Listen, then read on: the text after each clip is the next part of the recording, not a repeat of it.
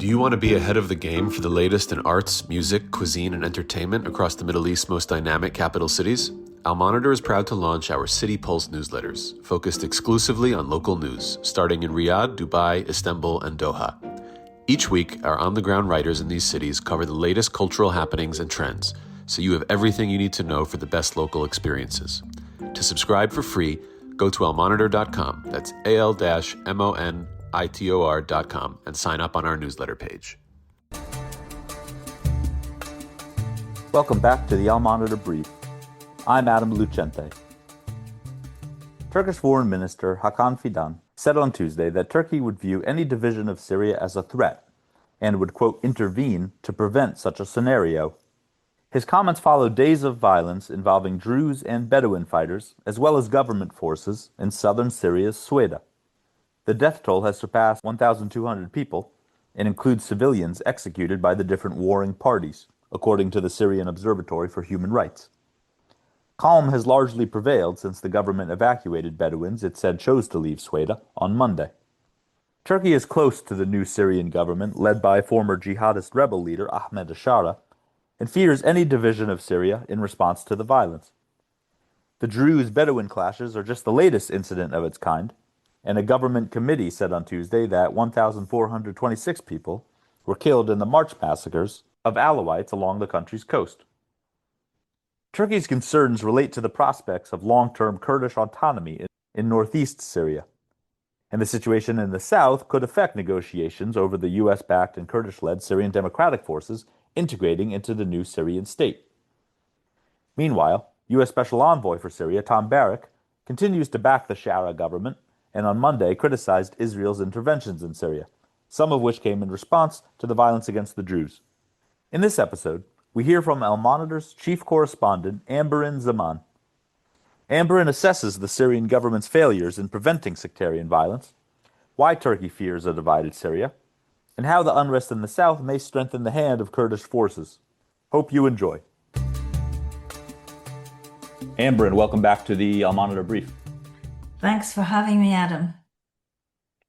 Amberin, how do you assess the Shara government's response so far to the unrest in Suwayda, and also perhaps the issue of security for minorities and all Syrians?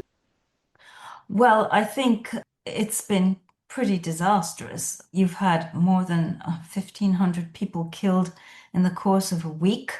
The government, unable to stop the violence, even as it intervened, sent its forces into Suwayda for the first time since seizing power in December, sending its forces in there, and those forces being accused by locals of siding with the Bedouin tribes, the Sunni tribes, with whom they were clashing.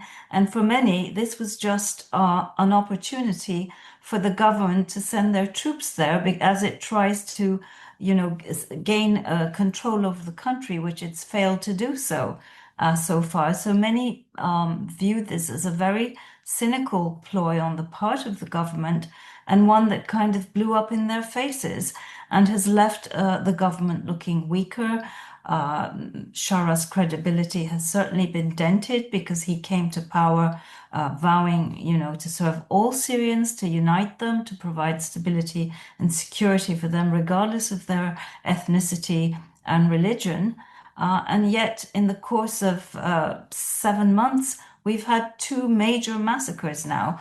The first being in March, with the Alawites, more than 1,000 Alawites killed in that coastal violence, triggered, of course, by regime remnants, but which then very quickly escalated into an orgy of revenge killings on the part of Sunni militiamen of Alawites. Most of those 1,000+ people who died were Alawite civilians.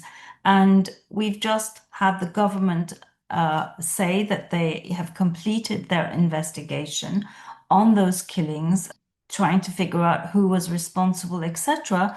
But so far, the report has not been made public. And as far as we know, nobody from the government's own forces were named or implicated.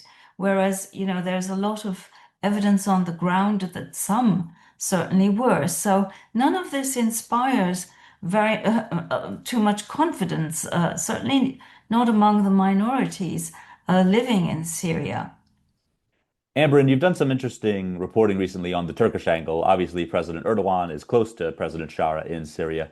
Why does Turkey fear the fracturing of Syria along sectarian lines?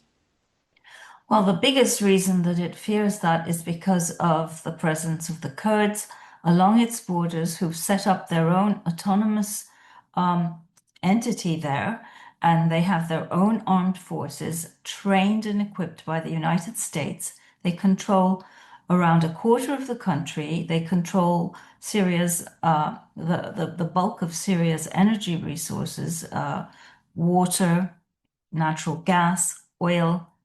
And so Turkey feels very threatened by that. Why? Because Turkey has its own large Kurdish minority, which also has had, separatist aspirations. And even as we speak, the Turkish government is now trying once again to end this Kurdish conflict that was waged by a group, the PKK, which is also very closely linked to the administration in northeast Syria that helped set up their armed forces and that helps to run that area. And so Turkey is very fearful if they somehow manage to cement this autonomy of theirs, that their own Kurds will be demanding the same. And so they're absolutely determined to prevent that from happening, which is why over the past years we've seen the Turkish military intervene, stage large operations inside those areas and occupying parts of those areas to sort of disrupt Kurdish aspirations for self-rule. And staying on the issue of Kurdish autonomy, how might the violence in Suwayda affect the efforts to integrate the Syrian Democratic Forces into the new Syrian state? Well, as I said, it's, really dented Shara's credibility. If you're sitting in the Kurdish region and looking at what unfolded in Suwayda, the last thing you want, obviously, is for those forces to come into your areas, and that's what Shara is demanding. We know that they certainly want to take back the Arab majority parts of the areas controlled by the Kurds in a first phase, and they've been sort of setting ultimatums for that to happen. But now, in the wake of what happened in Suwayda, obviously, I think the Kurds look somewhat vindicated, and their leverage has, I would say, increased. But having said that, of course, we also have to remember that yes, there are Arabs living in those Kurdish areas and tribal Arabs, Sunni Arabs, not all of whom aren't necessarily thrilled about living under the SDF, under the Kurds. And, as the United States advances its relationship with the central government in Damascus, and based on the rhetoric, the comments of the US Special Envoy for Syria, Tom Barrack, who seems to be embracing this very centralized vision of what Syria should look like, the one that's advocated obviously by Shara, this would probably encourage them to maybe rebel at some point against the Kurds. So that is a huge vulnerability. And of course, the nightmare scenario would be one where you see Kurds and Sunni Arabs clashing. And this wouldn't be coming from nowhere because there is a long history of antagonism between the Arabs and the Kurds in Syria. So it is a very delicate situation, which is why I think the United States in particular has to be very careful about how it handles this issue. Don't go anywhere. We'll be back with Amberin Zaman after this short break. Today's transformation of the Middle East is at the center of global geopolitics. Whether you're an analyst, diplomat, executive, or academic, you need the best reporting and analysis to understand what's really happening on the ground and what it means for the world. Al-Monitor is the award-winning independent leader in Middle East news. From Riyadh to Beirut, Abu Dhabi to Doha, and Baghdad to Tehran, our team of over 100 expert journalists report daily on the top stories driving the regional trends. Download our mobile app and subscribe to Al-Monitor to follow what leaders and decision makers are reading every day. Go to almonitor.com, That's al-monitor.com, and use promo code POD25, POD25, for a discount. Okay, we're back. Amberin, on the topic of the U.S., you mentioned Envoy Barrack's comments. How is this situation in Suwayda influencing U.S. policy towards the new government so far?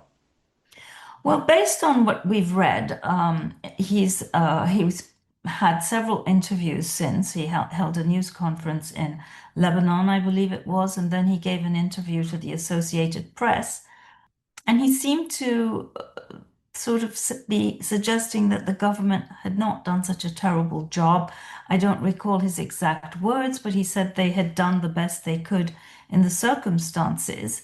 And then he went on to criticize Israel for its interventions, saying the timing of their attacks in defense of the Druze was not particularly good.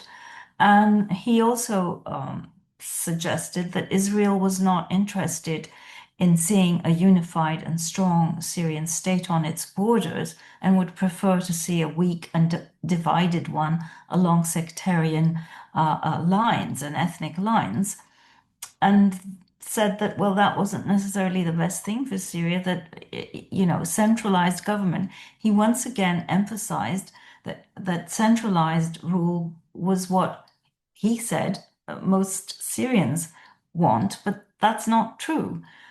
We know that the Druze certainly don't want that. We know that the Kurds certainly don't want that. And also remember that this government's future is looking, shakier than it did a week ago, despite the fact that the United States has decided to embrace it, has decided to ease some of the sanctions. Despite that huge boost, we still see these horrible massacres occurring and confidence in this government weakening. And so if you're a Kurd sitting in the northeast of the country, you ask yourself, do I really want to hand over all my weapons to this government, submit to its authority, only to see that government perhaps collapse? And then I'm left with no means to defend myself. So I think there needs to be a process of confidence building, and that it must not be rushed. And of course, both sides have to make an effort. And we also know that the regional powers, with the exception of Israel, absolutely do not want to see, Syria fractured. And federalism is obviously something that is unacceptable to Turkey. Of course, you could say, well, does Turkey have the right to dictate how Syrians should live?